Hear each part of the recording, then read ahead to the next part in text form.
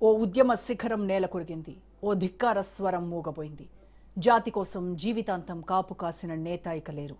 కాపు సామాజిక వర్గ హక్కులకై కాగడై పోరు చేసిన నాయకుడు కన్నుమూశారు.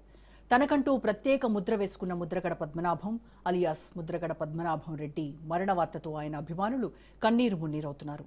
తెలుగు రాష్ట్రాల్లో సామాజిక ఉద్యమాల్లో తనకంటూ ప్రత్యేక పేజీలను లిఖించుకున్నారు ముద్రగడ.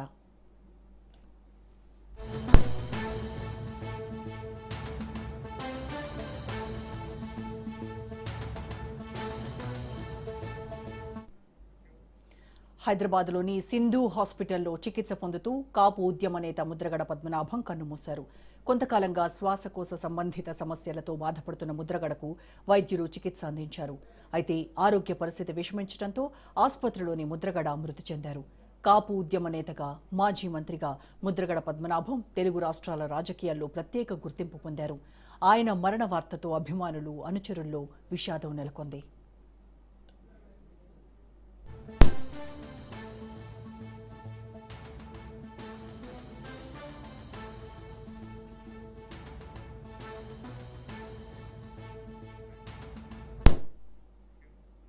ముద్రగడ పద్మనాభం తూర్పుగోదావరి జిల్లాకు చెందిన నాయకుడు. ఉమ్మడి ఆంధ్రప్రదేశ్ రాష్ట్రంలో మంత్రిగా పనిచేశారు. గతంలో కాంగ్రెస్, టీడీపీలో పనిచేసి 2014 నుండి కొంతకాలం ఏ పార్టీలోనూ చేరకుండా ఉన్నారు. ఆ తర్వాత 2024 మార్చి 16న వైసీపీలో చేరారు. సామాజిక ఉద్యమ రాజకీయాల్లో ఎన్నో ఏళ్ల పాటు ప్రభావం చూపిన ముద్రగడ ప్రజా సమస్యలపై తనదైన శైలిలో స్పందించారు. ఆయన సేవలను గుర్తు చేసుకుంటూ పలువురు రాజకీయ ప్రముఖులు సంతాపం వ్యక్తం చేస్తున్నారు.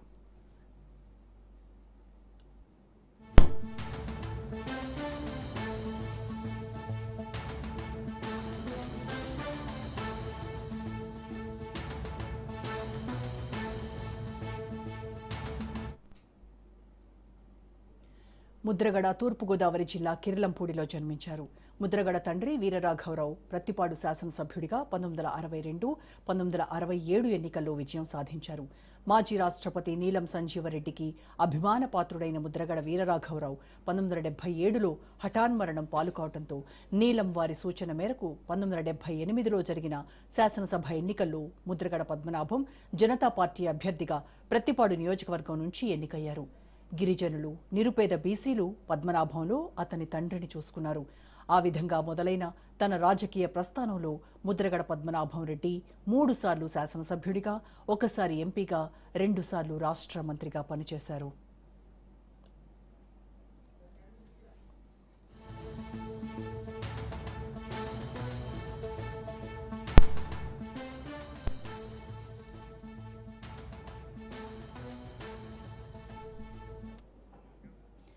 పంతొమ్మిది 1995లో జరిగిన అసెంబ్లీ ఎన్నికల్లో ముద్రగడ ఓడిపోయారు.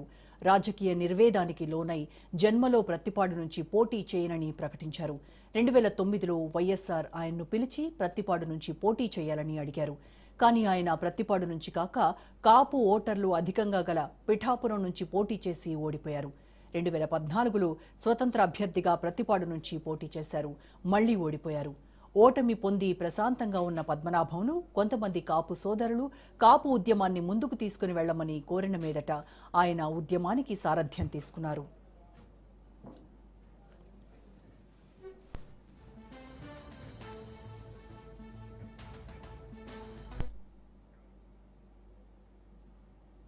పంతొమ్మిది 1988లో ఓ ఘటనకు సంబంధించి పద్మనాభం రెడ్డి అనుచరులైన కుర్రాళ్లను కొంతమందిని తీసుకెళ్లి ఉత్తర కంచి పోలీసులు అరెస్ట్ చేశారు. వారంతా దళితులు, బీసీలు.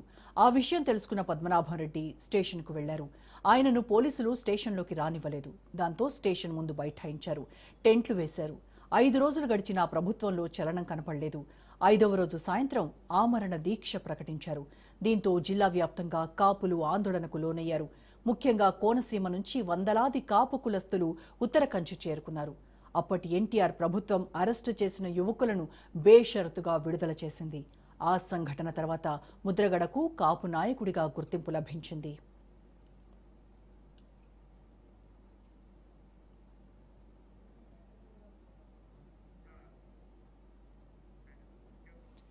1994లో పద్మనాభం ఒకసారి కాపుల కోసం నిరాహార దీక్ష చేశారు. అప్పటి ముఖ్యమంత్రి కోట్ల విజయభాస్కర్ రెడ్డి కాపు విద్యార్థులకు ఆర్థిక ప్రయోజనాలు కల్పిస్తూ జీవో 30 జారీ చేయించారు. ఆ జీవోపై హైకోర్టు సింగిల్ జడ్జ్ స్టే ఇచ్చారు. తర్వాత డివిజన్ బెంచ్ సమర్థించింది.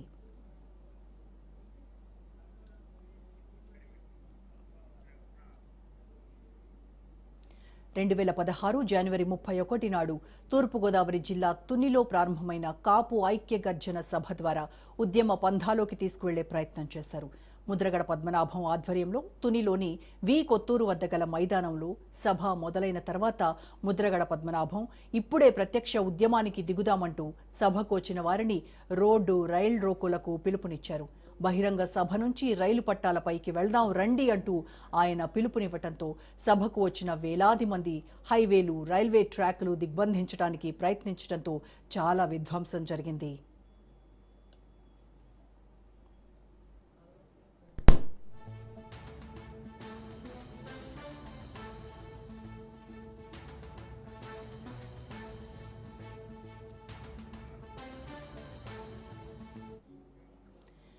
రెండు 2024 ఎన్నికల ప్రచార సమయంలో జనసేన అధినేత పవన్ కళ్యాణ్ పిఠాపురంలో ఓడిస్తానని ఛాలెంజ్ చేశారు. ఒకవేళ అలా జరగకపోతే తన పేరును ముద్రగడ పద్మనాభరెడ్డిగా మార్చుకుంటానని శపథం చేశారు. అయితే ఎన్నికల్లో పవన్ కళ్యాణ్ పిఠాపురం నుంచి గెలుపొందారు. సవాల్ ఓడిపోవడంతో మాటకు కట్టుబడి ముద్రగడ పద్మనాభం రెడ్డిగా పేరు మార్చుకున్నారు. కానీ కాపుల కోసం జీవితాంతం పోరాటం చేసిన యోధుడిగా మిగిలిపోయారు ముద్రగడ. ఆయన ముద్ర అమరామరం, భావితరాలకు ఓ దిక్సూచి.